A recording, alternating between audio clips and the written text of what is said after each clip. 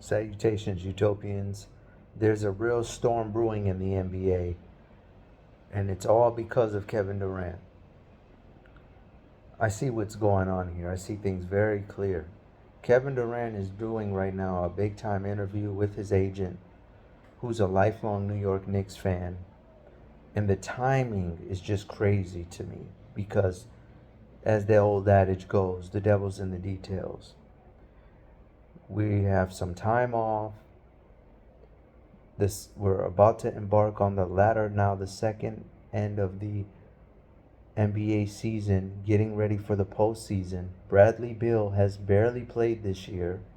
Their prize acquisition in Phoenix this offseason, who they basically got away with fleecing the Wizards with because of Bradley Beal's guaranteed contract. Um, the same Bradley Beal who just 2 years ago was a couple points away from a couple tenths of a point from being the league leading scorer, only to fall second to Kevin Durant's ex teammate, Steph Curry. And there's this interview going viral where Kevin Durant is talking with his agent by the fire bonfire, and they're talking about that infamous offseason in which Kyrie and KD decided to join forces, which I knew from day one was problematic because you played against each other in the finals, so it just wasn't kosher. It just didn't have the necessary alignment that you would ideally like when you're going into a major partnership. It just lacked the synergy. Um, Kyrie's making comments about LeBron in the past. KD has made comments about LeBron in the past, even going as far as calling it a toxic environment. Them joining forces, completely fizzling it out. I mean, it ended up in a monstrosity of a disaster, PR nightmare. And KD goes, and to me, it was always random him going to Phoenix. To me, KD should have went to the Wizards after OKC and just joined Beal and Wall, ironically, in Washington, where he's from, the DMV area, and made them a perennial playoff runner-up. But instead, he ran to Golden State, and we all know what happened. Basically, no one treated his rings like of anything. So now we're in a situation, fast forward, they can see the writing on the wall in Phoenix. Phoenix does not look very promising. If they have to run into New Orleans, they have to run into the Clippers. If they even have to see the Denver Nuggets, who are a more established roster, they're going to look average. Devin Booker is not a guy that can lead a team on his own. He's not a leader himself.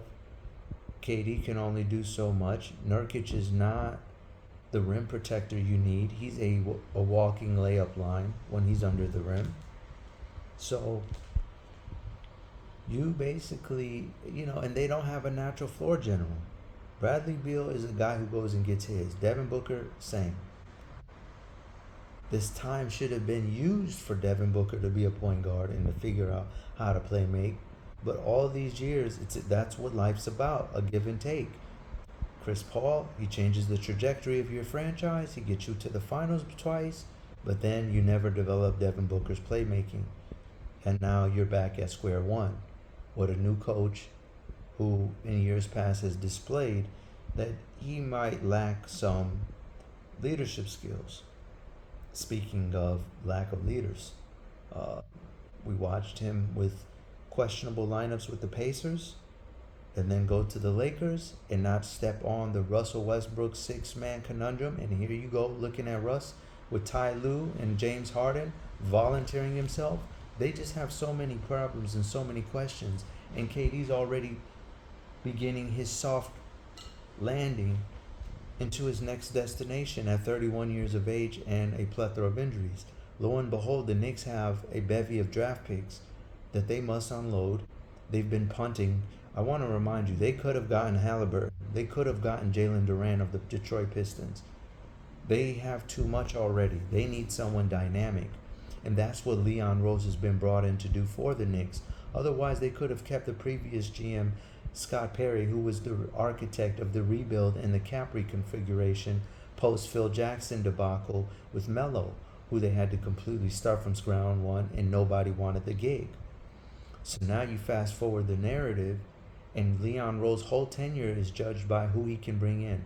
Something very telling is Leon Rose is a former president of a sports agency that Julius Randle was once upon a time signed to. This year, Julius Randle, I thought was very telling, during the season, switch agencies. Well, as you all know, the Knicks run an operation where it is predominantly uh, clientele from Rose's agency, whom he still has an imprint on and whose son still works at. Hence why they had the inside dish on OG Anunoby, who's been on the trade market for the last 3 or 4 years.